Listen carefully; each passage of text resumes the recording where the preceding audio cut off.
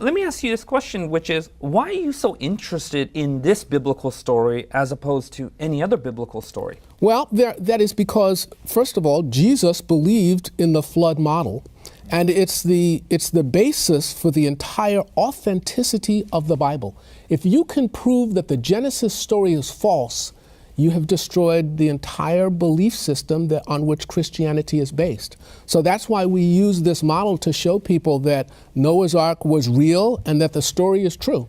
Well, couldn't the story have been symbolic, metaphor for other kinds of events that took place? How about creation? Couldn't that have been symbolic or metaphorical in the language that's there? Well, it is possible, but when we look at the 4 postulates of creation and we compare them with the 4 postulates of evolution, only the postulates of creation have been observed.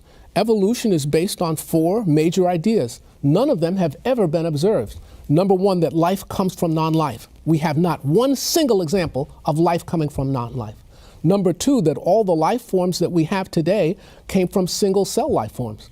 Many people do not know that while we do have single-cell life forms that we call bacteria, we have no 2-celled life forms, we don't have 3-cell life forms, we don't have 4-cell life forms, we don't even have 5-cell life forms. That is, we go from single-cell bacteria to complex life forms. So there's no evidence that all life comes from single-cell life forms.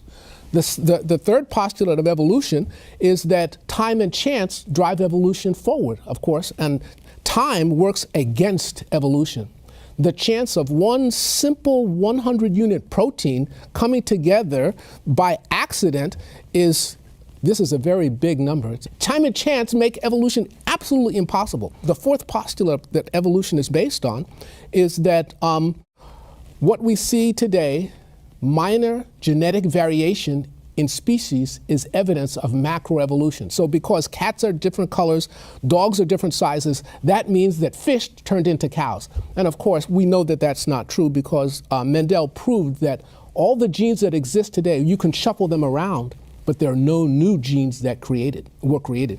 Let's think about the 4 major postulates of creation. Number 1, where there's a design, there must be a designer.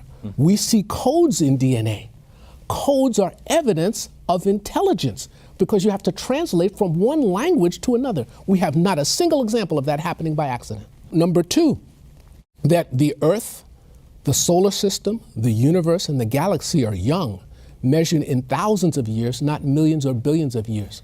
Many times people ask me, they say, well, Major, you believe in a young Earth, a 6,000-year Earth. Can you show me that that's true without using the Bible? And I say, absolutely.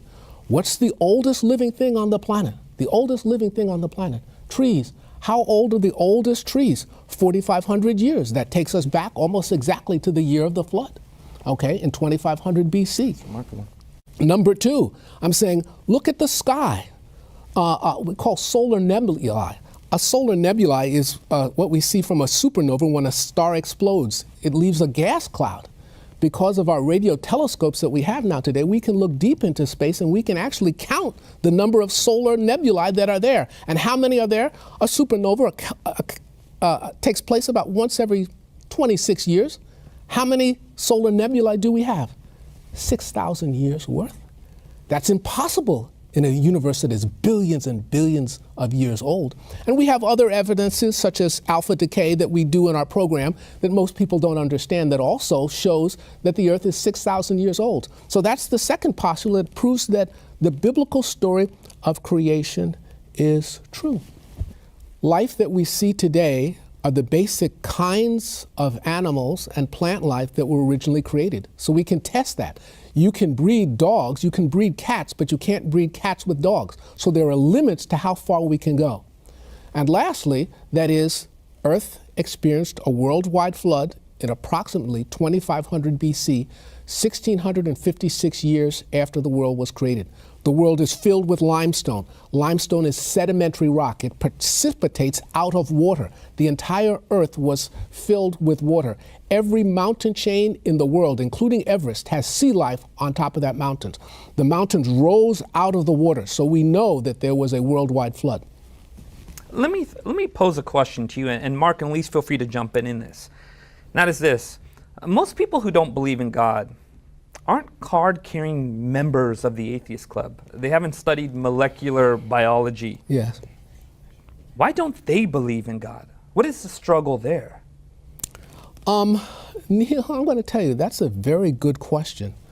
My answer to that is probably because most of them has not actually seen the evidence that supports the Bible. And that is my job, to actually show them. You're right, most people are somewhere drifting, somewhere in the middle. This is a war for ideas. And it's my job to combat these forces of error, particularly in secular campuses, in universities, which is where I work and teach, and show that the evidence supports God's word. God is a God of science. That's fantastic. Mark and Lise, would you like to add to that? I think that even if you're not into all of the science, it's in the media. And it's just like little subtle things here and there. It's just like we grew up watching dinosaur cartoons and just watching Disney Channel. And it's just like, of course the world is billions of years old. And so like when you get introduced to the biblical stories, you're just like, that's myth. That's just like Zeus and Poseidon, right. Or like, okay, maybe there's some reality to it, but that must be metaphor, like you were saying. And why? Because that's just what we grew up on, and that's what we were indoctrinated to believe. Okay, let me pose this question to you guys. Say someone grows up going to a Christian church. Say they have been surrounded by, a church community and pastors who preach sermons. Are there wrong ideas of God that exist? Wrong ideas of the Bible that exist?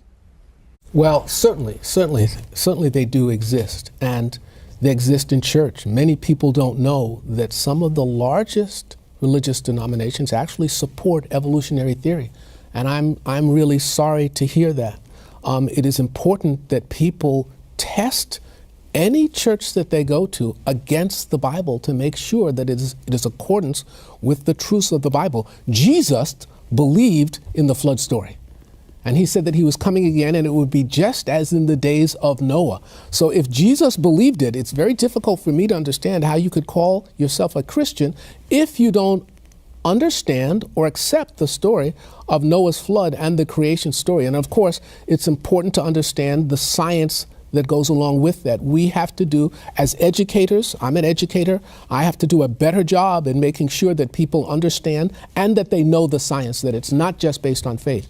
God never asked for blind faith. It's always based on evidence.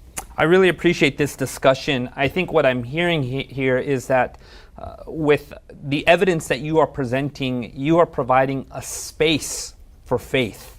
You are giving people a reason to believe. Yes, and I think that's fantastic. Yes, absolutely. Major Coleman, you see that camera right there? There are people who are watching right now. There are people who are struggling with their faith in God. If you were to look at that camera right there and you were to talk to someone who was struggling, who is maybe a skeptic, someone wrestling with doubt, what would you say to them? I would say, hold on. The evidence is there. God is interested in you. He respects who you are. If you read, if you study, if you seek him with all your heart, you will find him. He has promised you that. The evidence is there, and I am here to help. Wonderful. If someone wanted to find out more about what you're presenting, where would they go? They can go to powerstation.org. That is my website. You can just send me an email, major@powerstation.org, and you can find me. Powerstation.org. That is right, powerstation.org. That's beautiful. Well, it's time to go to a break.